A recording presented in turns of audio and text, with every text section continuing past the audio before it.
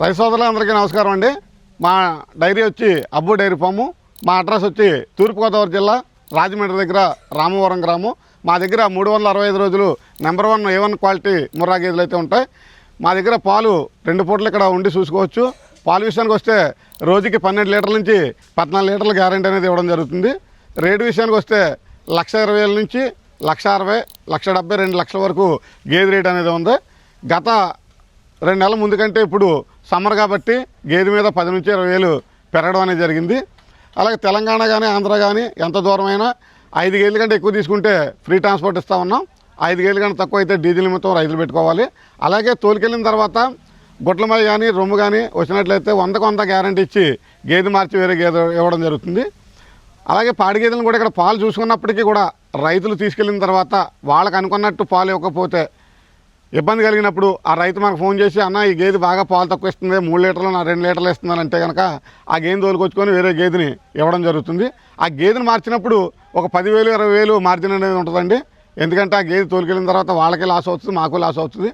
దానివల్ల 10 నుంచి ఒక 20,000 మార్జిన్ అనేది తీసుకొని వాళ్ళు నచ్చిన గేదె ఇవ్వడం అనేది జరుగుతూ ఉంది.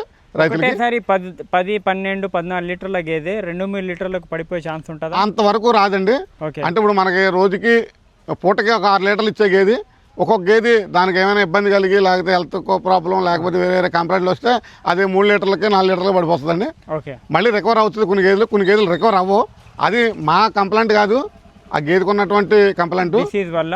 దానివల్ల అబ్బు డైరీలో మోసం జరిగిందని చెప్పి అనడం అనేది రైతులు కరెక్ట్ కాదు. ఎందుకంటే గేదెలకి అన్ని గేదెలు ఒకలా ఉండవు, జీవాలు కాబట్టి అదండి. అన్ని గేదెలు ఒకలాగా ఉండవు, అందరు మనుషులు ఒకలాగా ఉండరు. వాళ్ళకు ఆ గేదెకు ఉన్నటువంటి కంప్లైంట్ వల్ల అది పాలు తక్కువ ఇవ్వడం జరుగుతుంది తప్ప మేము చేసిన మోసం కాదు.